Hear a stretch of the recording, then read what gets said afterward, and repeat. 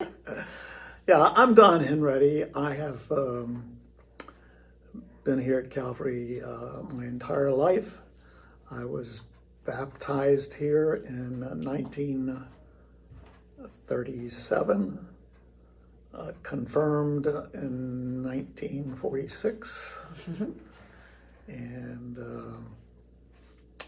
got married here also. My family was just very involved with the church. My mother, actually my great-grandparents lived within walking distance of the present church back in the late 1800s. There weren't any houses here at the time, but except theirs. So I've just been tied to this neighborhood, even though my wife and I live in Annandale, some distance out, but we both taught in Fairfax County, and it was much more convenient commuting. I remember the various buildings that were a part of the church. One was an surplus barracks from World War I that had been at Camp Humphreys, which is now called Fort Belvoir, and that was located here on this site where Harris Hall is located. It served as the church for, I don't know, maybe 6 years. Then it was moved to the back where Skidmore Building is now, and it became a scout hall, a Sunday school room, whatever. And I remember spending a lot of time in that particular building. And then when this building was completed in the early 40s, if you can imagine... what's the name of this building? Harris Hall. Harris Hall. And the next building was built in 1957, the Children's Building, Skidmore Building. But this building and the old sanctuary, which is really just kind of the size of what the balcony is now, there would be 300 to 400 people in Sunday school on Sunday, if you can imagine. And I remember there was one division where they had 2 sessions, or they would have their opening exercise, and the other half would be in these little classrooms around, and then halfway through they would switch from having their small classes and so on. I just remember also the church was very formal in those days. The ministers, really until probably the middle 50s, wore what I would call mourning coats, and they had the tails and the gray and black striped pants, and there was a liturgy, much more than we use today. And then gradually it began to change, and but no male would go to church on Sunday without a suit and tie.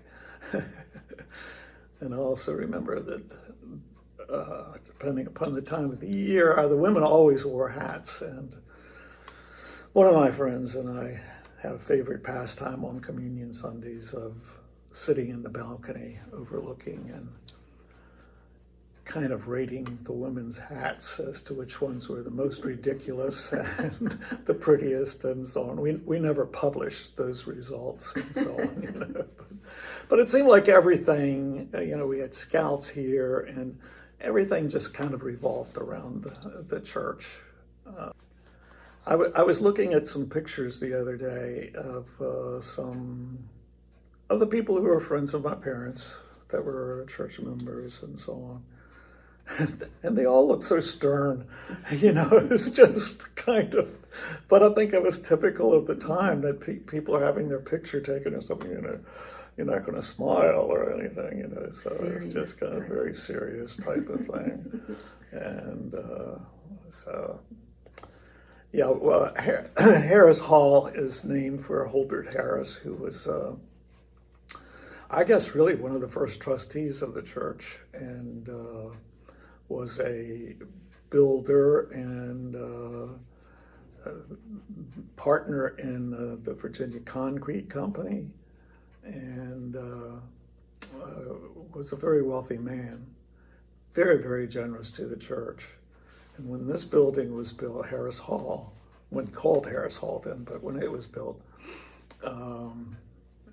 he donated his time and his company to the building of the church. The church still paid for the materials and so on.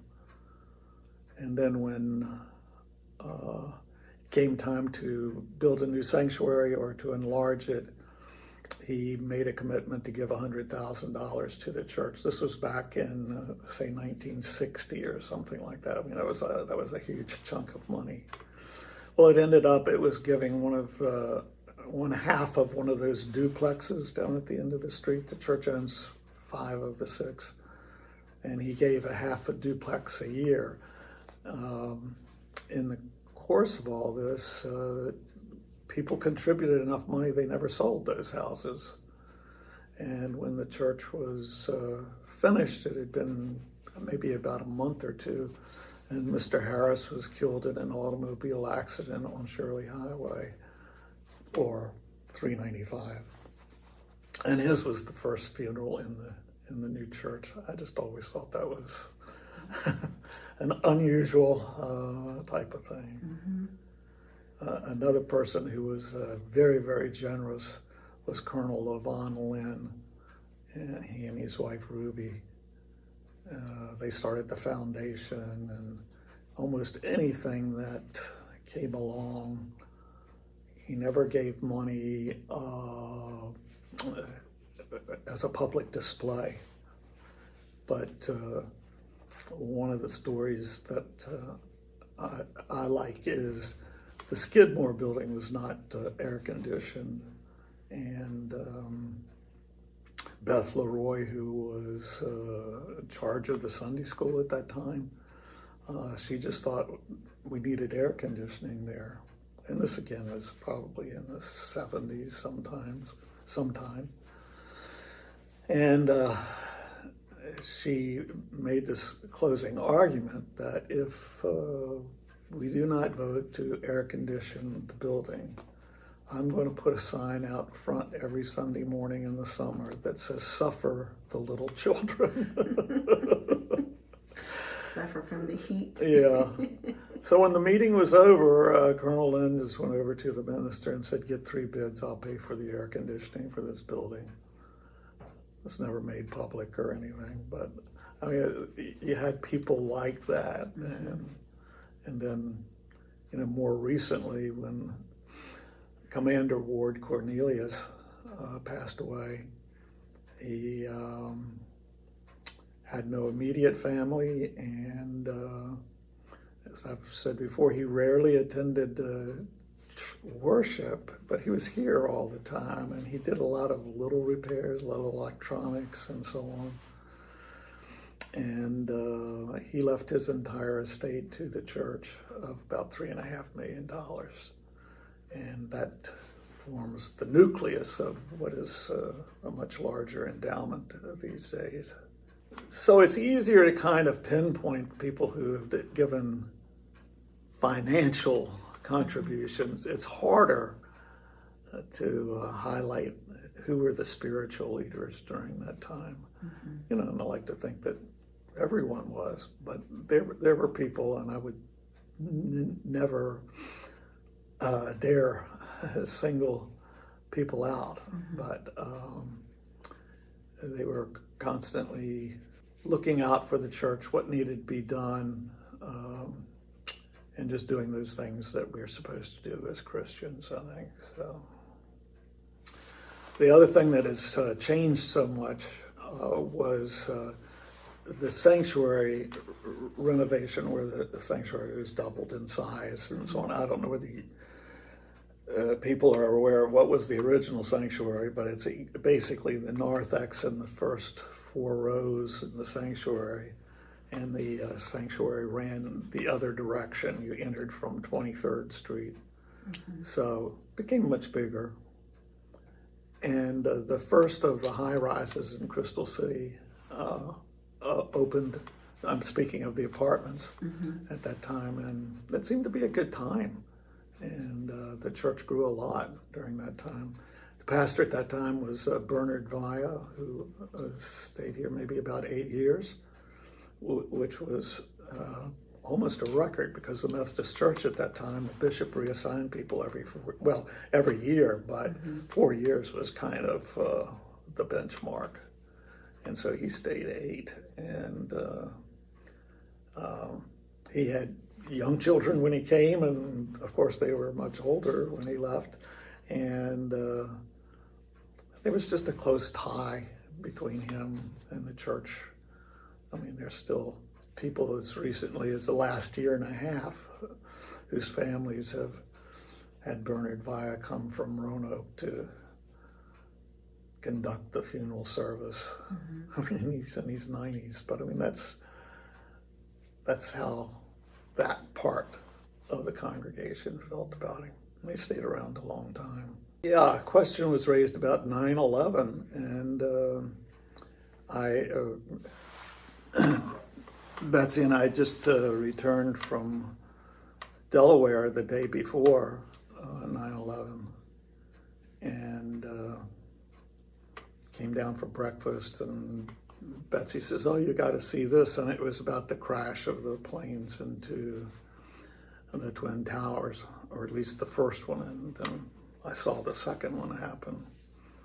And it triggered, of course, a lot of feelings that scared many people, in fact, most people, I'm sure. But as far as the church was concerned, cell phone service was very spotty because so many people were on the lines. They just shut down. And transportation pretty much stopped. People began walking, whether it was from the Pentagon or from Jefferson Davis Highway or whatever, and they came by here to use the bathroom, to get water, to use a landline, and so on. And the churches on 23rd Street had a service maybe 2 nights later here, just of prayers and reflections. And no people in the church were injured in that crash. But several members of the church did write their experiences, or what they saw, what they felt, and I put all of those in an envelope with the letters that the kids had written. Our church was mentioned in a national newsletter of the Methodist Church, and so people were writing from all, especially Sunday school classes. It gave them something to do. They were writing, "We're so sorry," da, da, da. And so for Arlington, they had a memorial memory service, whatever, at what was then called Washington Lee High School. And they had these letters and notes and all pinned on the fence and so on. And so a lot of ours were up there. The ones that weren't or came in later, we saved. And Matthew had those posted around the sanctuary. I think it was just a big shock to people's concept of their own safety, I think, and the safety of our nation. One of the things from years ago, I remember, it seemed like the social activity around here is always covered dish suppers, where every family brings a dish and they put it on the table. I disliked those myself because I was a finicky eater, and I wanted to know who had made what, so. But the desserts were always good. But I mean, you'd open the door there on Grant Street, and the smells of all these various foods would come wafting out the door and so on. It was just kind of the way that it was. And, there were these ties, and then you have other parts of the church where people are only here a couple of years and you never see them again. They've been transferred, or they're here a couple of years, they get transferred, then they come back, then they go away, then they come back. So it's. I've lived around here all my entire life, and people said, "Oh, you're missing out so much." I said, "No, all these new people move in. It's a new experience, and so on." So Christmas Eve was always a big thing. There was one Christmas Eve where they had the Advent wreath. This was in the old sanctuary, which the interior was all wood. It's a brick building, but halfway through the service, the candles in the Advent wreath had burned down, and the pine that was circling it was very dry, and it caught fire. The church was packed.